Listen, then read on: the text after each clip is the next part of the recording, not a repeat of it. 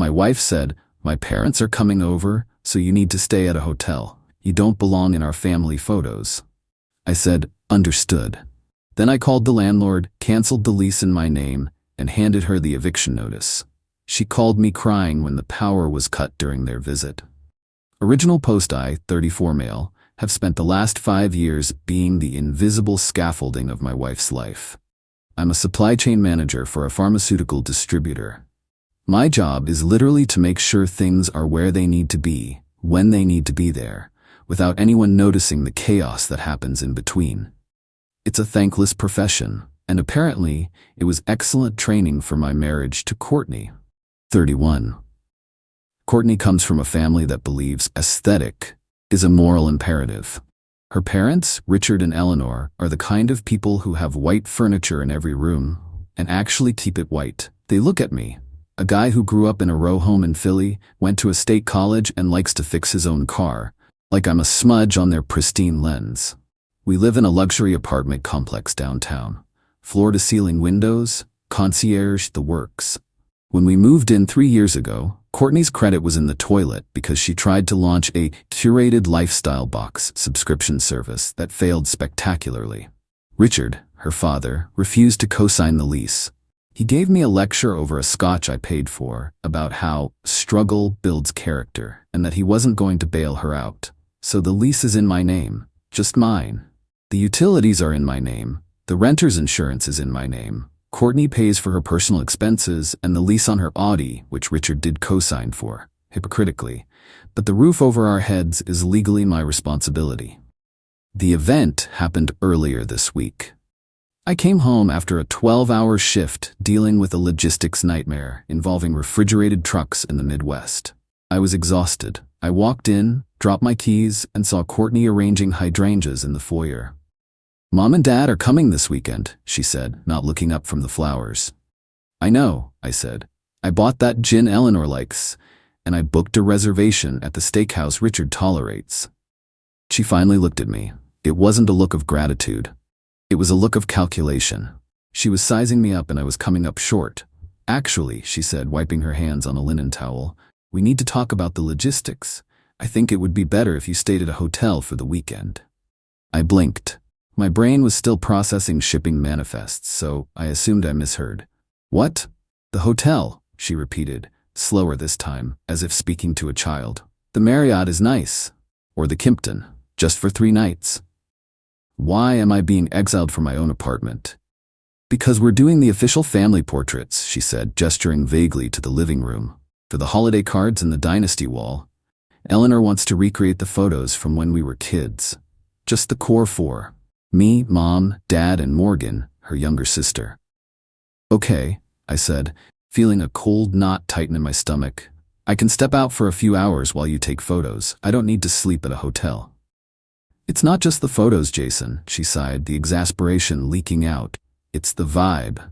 You know how you and Dad get. You exist in different worlds. We want a pure family weekend, nostalgia, bonding, and honestly, you don't fit the aesthetic we're going for. You're a bit rustic. It clashes with the theme." "Rustic," I repeated. "I pay the rent on this theme. I pay the electric bill that powers the ring lights for this theme. But I'm too rustic to be seen in it." "Don't make this about money," she snapped. "That's so tacky. It's just 3 days. Treat it like a vacation. Go get room service. Watch your sports games. Just give us this space, please."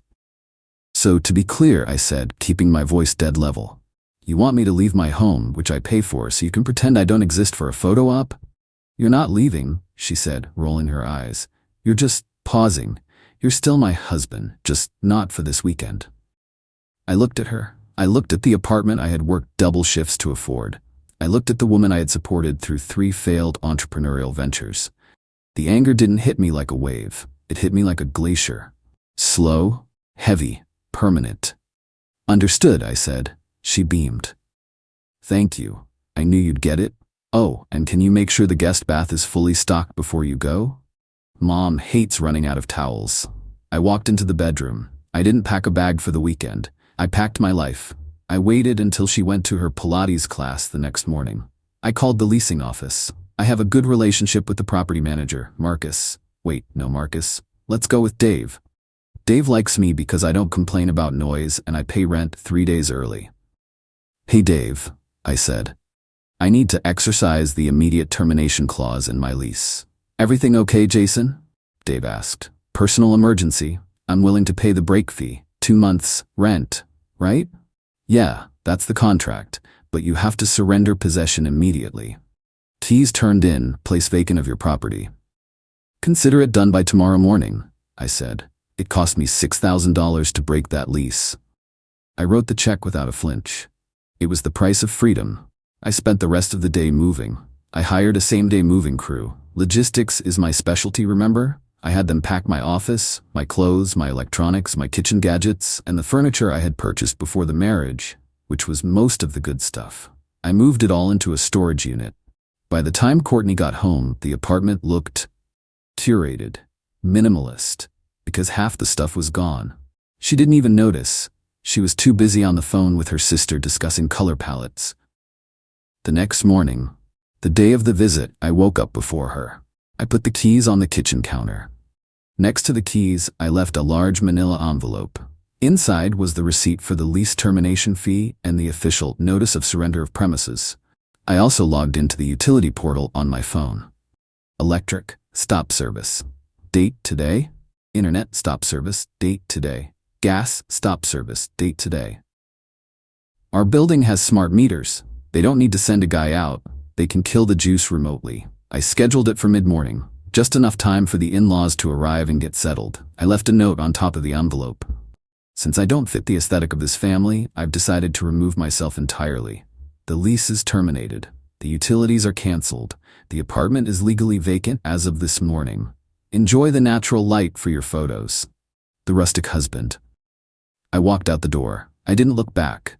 I checked into a business hell across town, not the Marriott, she suggested. I turned off my location sharing. I ordered a coffee. Then, I waited. Update 1, I didn't have to wait long for the fireworks. My phone started buzzing around noon. I had silenced the ringer, but watching the notifications stack up was a dark sort of entertainment. 18 missed calls from Courtney, 5 missed calls from Richard, 3 missed calls from Eleanor, 12 text messages. I let them marinate for a bit. I wanted the full picture before I engaged. I ordered lunch, a burger, very rustic, and scrolled through the texts. Where's the coffee maker? The expensive one? Did you take it? The Wi-Fi is down. I can't stream the mood playlist, fix it. The AC just shut off. It's getting stuffy in here. What is going on? Found your note. Is this a sick joke? Call me. Jason, this is childish behavior. Turn the power back on immediately. We have guests coming. We are trying to do makeup and there is no light in the bathroom. Unacceptable. Dave just knocked on the door. He says we have to leave? He says you surrendered the apartment? That was the one I was waiting for. Dave, efficient as ever. I finally answered the phone when Courtney called for the 19th time. I put it on speaker so I could eat my fries. Jason. She wasn't crying yet, but she was at that pitch just before the tears start. Pure, unadulterated rage. What have you done? Dave is standing here with a clipboard telling my father we are trespassing. Hello, Courtney, I said, dipping a fry in ketchup. I hope the family reunion is going well. Stop it. Stop it right now. Why is the power out? Why did you cancel the lease? You asked me to leave, I said calmly. You said I didn't belong in the family picture. You said I didn't fit the aesthetic. I realized you were right. I don't belong there. Since the apartment lease is in my name and only my name, I decided to remove myself from the equation entirely. I meant for the weekend, not forever, and certainly not while my parents are here.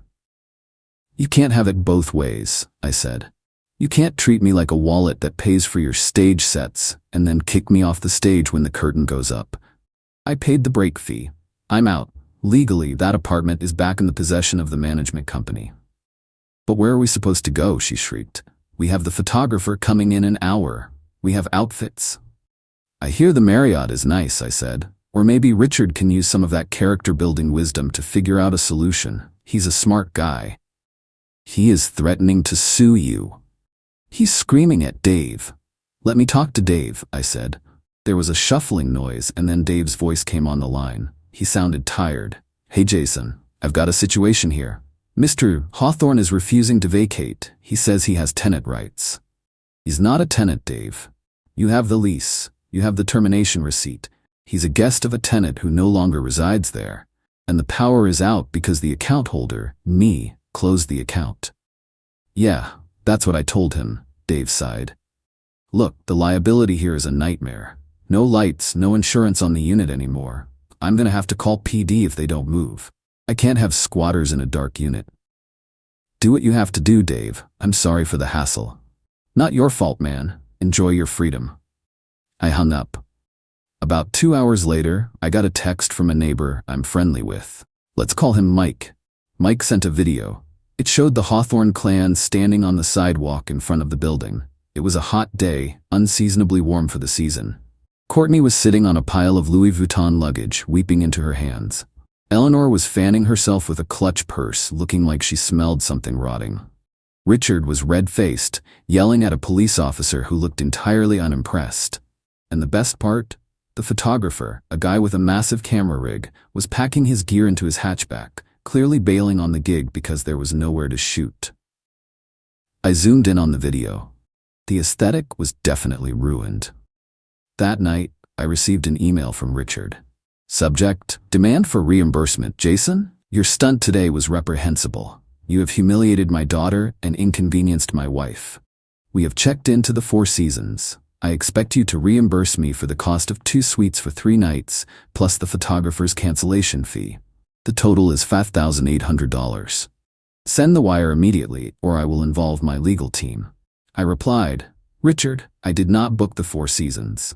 I did not hire the photographer. I am not responsible for your lifestyle choices. As you once told me, facing the consequences of financial decisions is character building. Consider this a building exercise. Do not contact me again. I slept better that night than I have in 3 years. Update 2. It's been a week since the Great Eviction. I've moved from the hotel into a short-term rental, a loft in the industrial district. Exposed brick, concrete floors. Very rustic. I love it.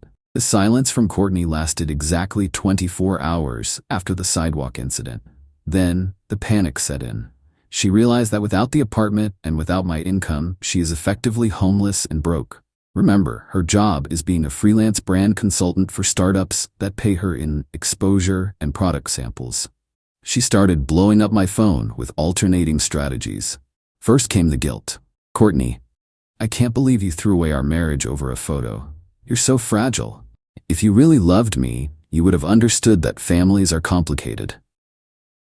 I didn't throw it away over a photo. I threw it away because you view me as an accessory that clashes with your decor. I'm a person, Courtney. I'm the person who kept a roof over your head. I was stressed. Mom put so much pressure on me to look perfect. You know how she is. I was just trying to survive the weekend. Me and your survival strategy was to kick me out? You chose them. You wanted to be with them.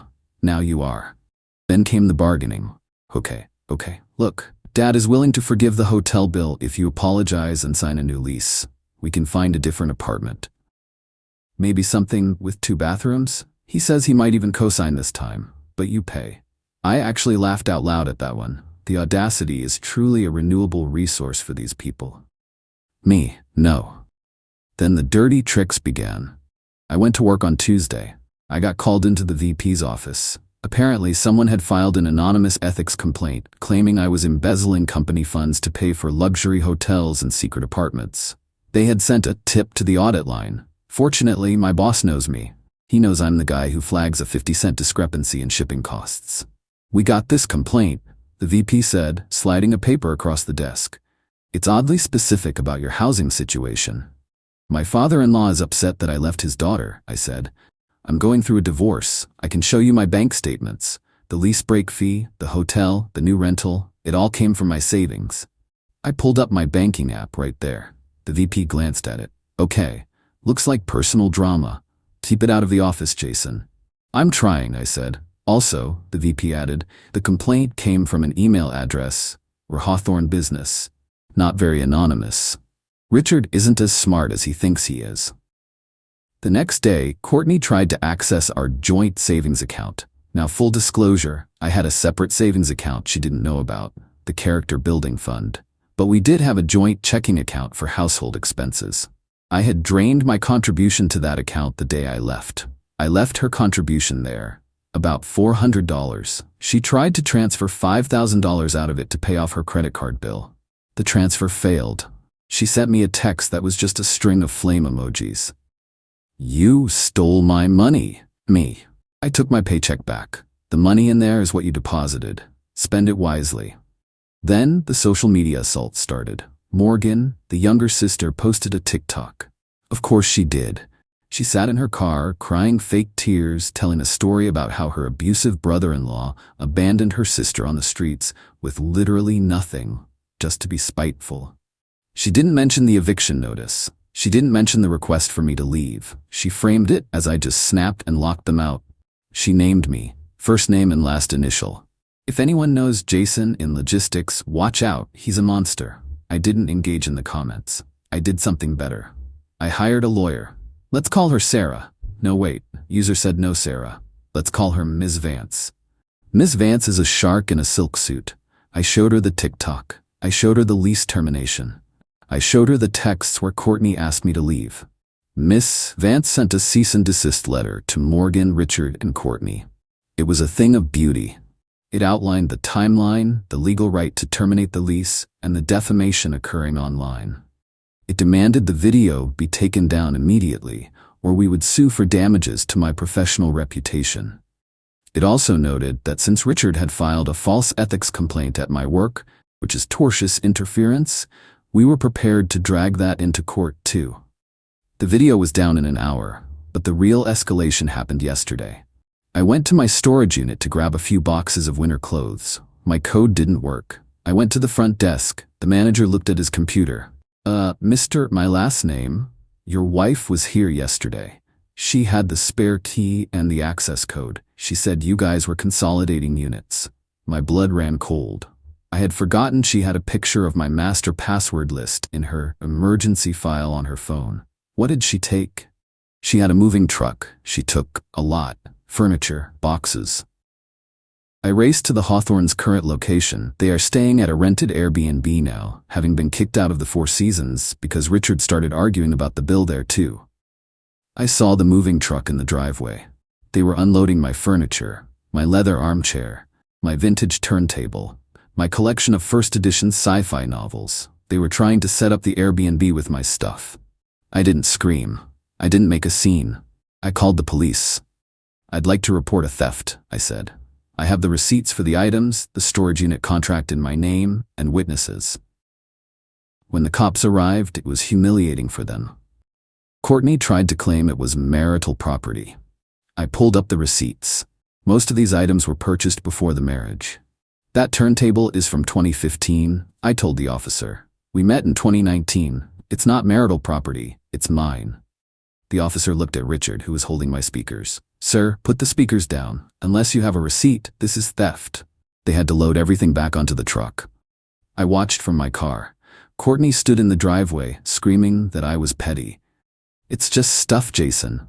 We needed furniture. We have nowhere to sit." "Go to IKEA," I said. I took my stuff back to a new storage unit with a new code. Miss Vance filed the divorce petition the next morning. "We aren't asking for much, just a clean break. But given their behavior, we are also asking for legal fees." Update 3. The resolution. It has been 6 months. The dust has settled and the air is clear. The divorce was finalized last week. It was a fight, but not the way they wanted it to be. They wanted a dramatic, screaming court battle. Miss Vance gave them a spreadsheet. She laid out the financials. Since the lease was in my name and I paid it, Courtney had no claim to the equity of a rental, obviously. Since the furniture was largely premarital, she couldn't touch it. Since I had documentation of the hostile environment, the texts asking me to leave, the false ethics complaint, the judge was not sympathetic to her request for alimony. The judge, an older woman with zero patience for nonsense, actually asked Courtney, "Ma'am, you asked him to vacate the home so you could take photos without him. Did you expect him to keep paying for the house he wasn't allowed to be in?" Courtney mumbled something about family obligations. The judge denied spousal support. She granted a clean split of assets, which meant I kept my savings, And Courtney kept her car and the payments. The fallout for them. Richard and Eleanor went back to their main home in Connecticut. They are reportedly furious with Courtney for embarrassing the family. Turns out, Richard's finances weren't as robust as he pretended. The summer home was heavily mortgaged. He couldn't afford to keep subsidizing Courtney's life in the city and pay for his own legal battles. Apparently, I wasn't the only person he tried to stiff. Courtney had to move in with them. I heard from a mutual friend that she is living in her childhood bedroom at 31 years old. She's working at a local retail boutique now because the brand consulting gig dried up when she couldn't maintain the city chic lifestyle on Instagram. The photo. This is the part that brings me the most grim satisfaction. They did eventually take the family photo. They set it up in the Airbnb before they were kicked out of there too. Morgan posted it on Instagram a few weeks ago. It's a beautiful photo, technically. White linens, beige sweaters, perfect lighting. But if you look closely, the energy is off. Richard looks red-faced, probably high blood pressure. Eleanor looks strained. And Courtney, she looks small. She's sitting in the middle, smiling, but her eyes look terrified, and there's a gap, a distinct negative space next to her where a husband would usually stand. They tried to fill it with a large vase of pampas grass, but it just looks like a placeholder. The comments were turned off. My life. I'm still in the loft. I bought the unit, I have my furniture back, I've started dating again. Nothing serious, just testing the waters. I went on a date last week with a woman named Elena. She's an architect. We went back to my place for coffee. She looked around at the exposed brick, the leather chair, the stacks of books. This place has great bones, she said. It feels real, lived in. It's a bit rustic, I joked. Rustic is good, she smiled. It means it can handle a little mess. I also got a promotion at work. The VP who handled the ethics complaint was impressed with how meticulously I documented my defense. You keep good records, Jason, he said. We need that in upper management. The raise covered the cost of the lease break fee and then some. I saw Courtney one last time. I was walking out of the lawyer's office after signing the final decree. She was walking in to sign hers. She looked tired. Her aesthetic was fraying at the edges, roots showing, coat unbuttoned. She stopped. She looked like she wanted to say something mean, or maybe something begging. Was it worth it? She asked. Blowing up your life over a weekend. I looked at her, and for the first time in years, I didn't feel the need to fix anything for her. I didn't blow up my life, Courtney, I said. I just finally arranged it the way it should have been. We're family, she whispered, a last-ditch attempt at the old manipulation. No, I said. You have your family. I have my freedom. I walked past her, down the steps, and into the city. The sun was shining, the light was natural. And I looked just fine in it.